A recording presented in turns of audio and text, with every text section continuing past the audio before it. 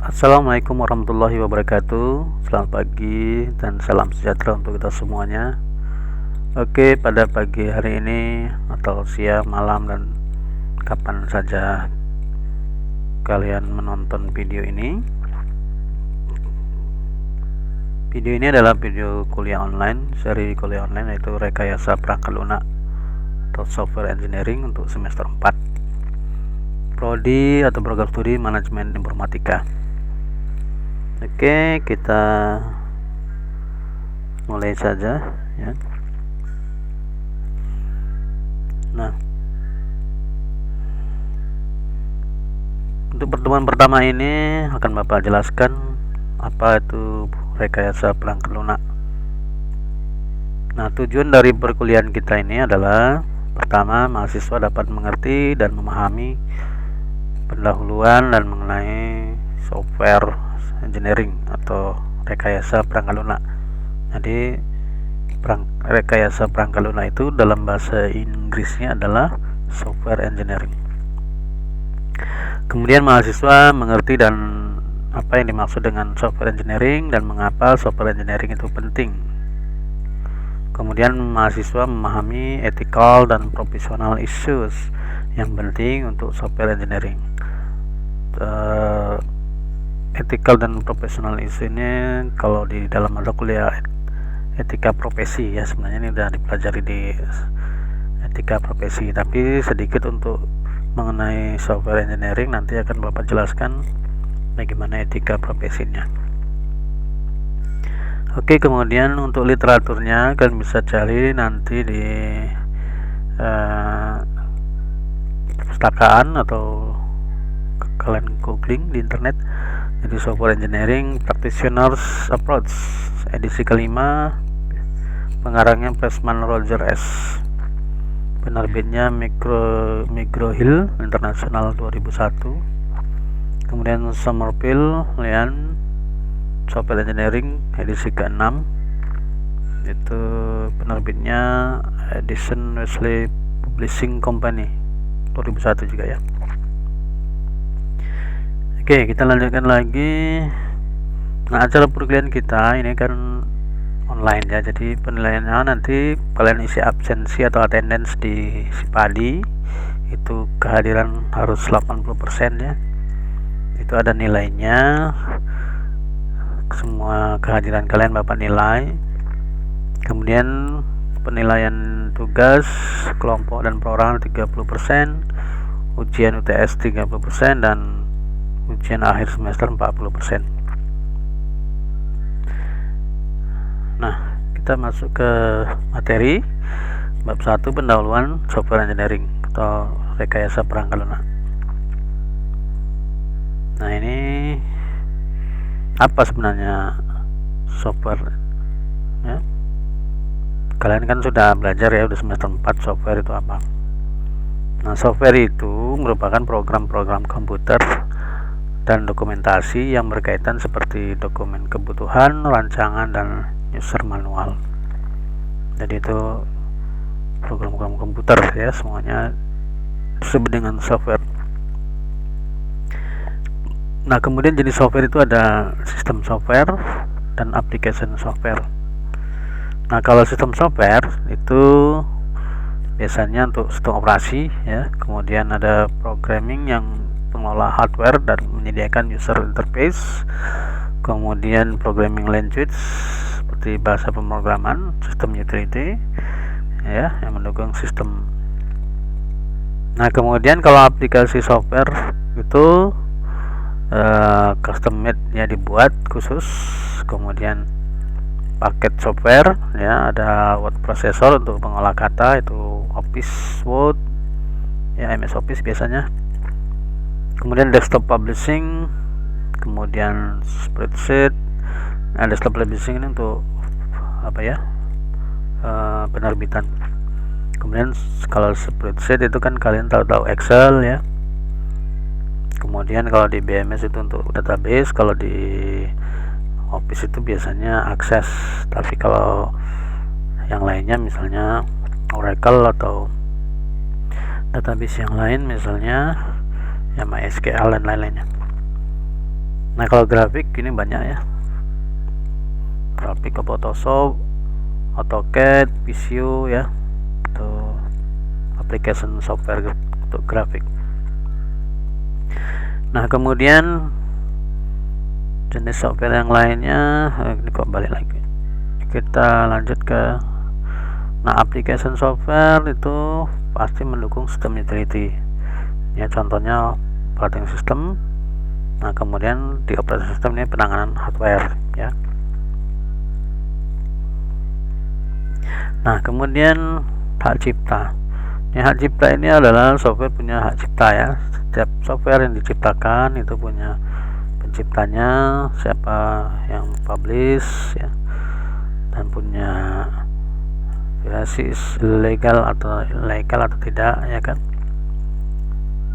Jadi jenis-jenis software itu kalau freeware itu dapat digunakan secara bebas.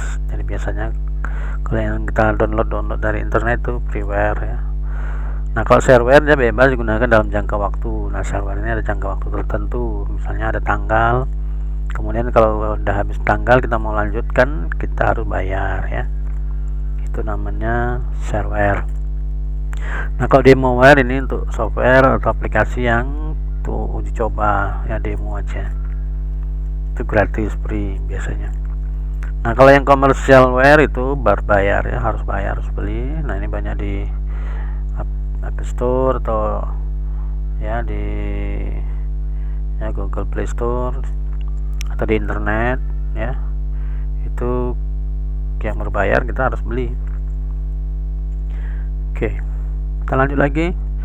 Nah istilah-istilah yang dalam RPL rekayasa perangkat lunak itu ada public domain, ada dalam ranah domain atau umum public. Kemudian kalau di dalam software itu ada user atau penggunanya siapa.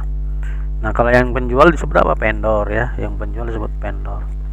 Nah open source itu adalah aplikasinya ada di gratiskan dan dia bisa diubah ya, karena kode sumber programnya disertakan.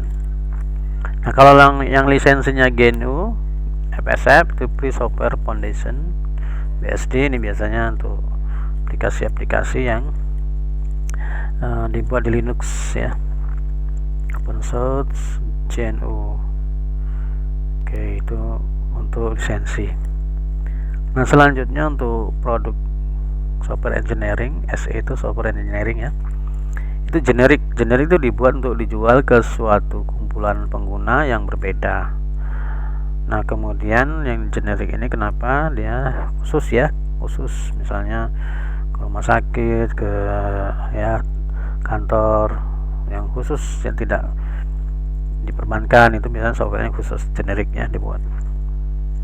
Kemudian kalau bespoke itu custom, dibuat untuk suatu pengguna tunggal sesuai dengan spesifikasinya.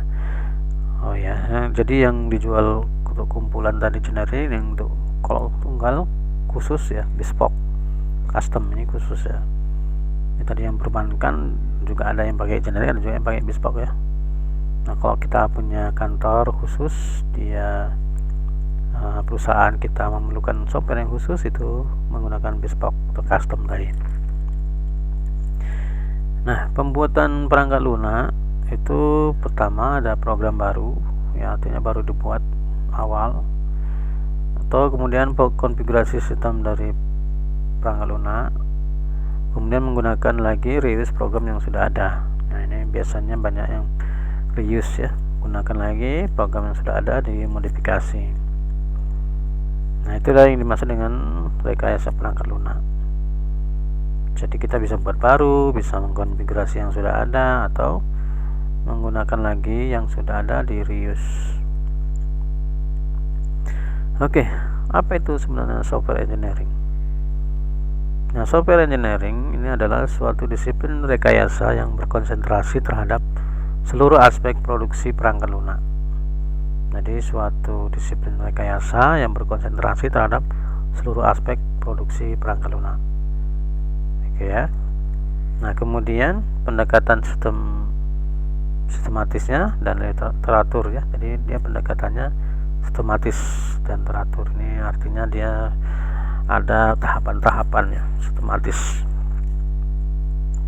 Kemudian menggunakan tool ya, dan teknik yang sesuai dengan permasalahan. Jadi dia sesuai dengan tool yang digunakan. Misalnya kalau dia pakai Android Studio misalnya, atau menggunakan PHP tool ya, atau menggunakan ya C++. Nah, itu tool yang digunakannya. Kemudian memperhatikan batasan pengembangan dan resource yang tersedia. Jadi pengembangan juga ada batasnya ya. Jadi dia tidak semua feature-nya dikasih ya. Jadi dalam membuat software itu kalian juga harus memahami apa-apa tahapan yang perlu diberikan ya, tidak semua, tapi nanti pengembangan kepada versi berikutnya. Nah, kemudian kita membandingkan apa itu rekayasa perangkat lunak dengan ilmu komputer ya. Jadi kalau ilmu komputer itu berkaitan dengan teori dan konsep-konsep dasar, jadi semuanya yang berhubungan dengan konsep-konsep dasar ilmu komputer itu ya. Sedangkan kalau RPL berkaitan dengan praktek pembangunan perangkat lunak. Jadi kalau RPL itu pasti bagian dari ilmu komputer ya, tidak bisa dipisahkan. Nah, dia khusus sebagai praktik atau ya pelaksanaannya lah ya dalam pembangunan perangkat lunak. Nah, kalau teori ilmu komputer masih kurang sebagai penyangga RPL ini ya, sebenarnya ya karena RPL itu lebih mendalam ya dibandingkan dengan ilmu komputer, karena ilmu komputer hanya dasar-dasar saja. Oke. Kemudian kalau RPL dengan rekayasa sistem itu dibandingkan, pembandingnya misalnya rekayasa sistem berkaitan dengan semua aspek dalam pembangunan sistem berbasis komputer, termasuk hardware, rekayasa perangkat lunak, dan proses. Jadi kalau sistem itu soal keseluruhan ya. Jadi misalnya sistem operasi ya. Nah, sedangkan kalau RPL sendiri adalah bagian dari rekayasa sistem yang meliputi pembangunan perangkat lunak, infrastruktur, kontrol, aplikasi, dan database pada sistem. Nah, rekayasa perangkat lunak ya bergantung kepada rekayasa sistem ya, harus bergantung juga dengan sistem operasi yang digunakan. Jadi saling ketergantungan atau saling membutuhkan. Nah, para ahli sistem atau sistem engineering atau sistem engineers terlibat dalam spesifikasi sistem, desain arsitektural, integrasi, dan peluncurannya. Oke, kemudian software proses. Nah, serangkaian aktivitas yang tujuannya adalah pembangunan atau evolusi dari perangkat lunak. Ini ya, software proses. Jadi semuanya ada tahapan-tahapannya. Bagaimana kita mulai dari membangun awal suatu aplikasi. Nah, aktivitas dalam software proses ya. Software proses ini pertama spesifikasi, apa yang dilakukan sistem dan batasan pembangunannya. Jadi apa yang dimaui, apa yang dibutuhkan ya, harus dibuat spesifikasinya. Nah, kemudian apalagi yang diperlukan, misalnya produksi dari sistem perangkat lunaknya. Jadi setelah proses spesifikasi ditahu, baru bisa diproduksi. Nah, kemudian validasi. Nah, validasi ini pemeriksaan, dia penting karena software itu bagus atau tidak, kemudian berjalan dengan baik, ada bugnya atau tidak, kemudian dia bisa dijalankan atau masih ada kesalahan-kesalahan, itu harus divalidasi. Ya, jadi validasi itu pemeriksaan apakah perangkat lunak itu sesuai dengan pemesannya. Jadi kalau tidak sesuai ya dibalikkan lagi, diulang pembuatannya. Nah, kemudian evolusi. Nah, evolusi ini bagaimana mengubah perangkat lunak nanti sesuai dengan perubahan permintaan dan kebutuhan zaman. Jadi makanya kita membuat software itu harus gampang dikembangkan, jangan mati ya, artinya bisa dikembangkan lagi lebih lanjut. Bisa evolusi, bisa diperbarui ya, bisa direvisi. Jadi gampang untuk mengedit, makanya digunakan modul-modul atau kelas-kelas nanti dalam membangun projectnya. Nah, kemudian software proses model ini kita lanjutkan ke next session ya. Itu gambaran sederhana dari proses perangkat lunak berdasarkan pandangan tertentu. Nah, nanti contohnya itu adalah workflow, aktivitas yang berurutan, kemudian data flow, arus informasi, kemudian role, action, siapa yang melakukan apa ya, dia ada penanggung jawab projectnya, nanti programmernya, developernya, kemudian untuk desain grafisnya itu di siapa yang melakukannya. Kemudian model proses contohnya adalah waterfall. Ini waterfall ini model air terjun ya, nanti lebih lanjut Bapak akan bahas apa itu. Kemudian iteratif development, iteratif ya. Kemudian komponen based software engineering, jadi komponen dasarnya yang digunakan apa saja. Oke, kemudian lanjut lagi ya. Seberapa besar biaya RPL? Jadi biasanya kalian harus juga tahu menentukan biaya ya. Kenapa diperhitungkan biaya ya, nanti kalian kan dalam membuat suatu perusahaan software, misalnya perancangan software, jadi kalian harus bisa menentukan harga. Secara kasar 60% dari biaya untuk pembangunan dan 40% untuk pengujian. Nah, untuk perangkat lunak custom, biaya evolusi sering melebihi biaya pembangunannya. Ini biasanya kalau yang custom lebih mahal ya, karena mungkin lebih banyak perubahan-perubahan yang dilakukan. Kemudian biaya bervariasi tergantung pada tipe sistem yang dibangun dan kebutuhan sistem seperti kinerja dan kehandalan sistem. Jadi kehandalan sistem, keamanan itu juga menentukan biayanya ya. Bisa bertambah mahal untuk aplikasinya. Kemudian distribusi biaya bergantung pada model pembangunan yang digunakan. Jadi biaya yang lainnya juga tergantung dari distribusi biayanya ya. Jadi ini fleksibel sebenarnya. Tapi kalian harus bisa menentukan biayanya yang ya jangan sampai merugi gitu perusahaannya. Nah, oke. Mungkin pada video kali ini hanya sampai di sini ya.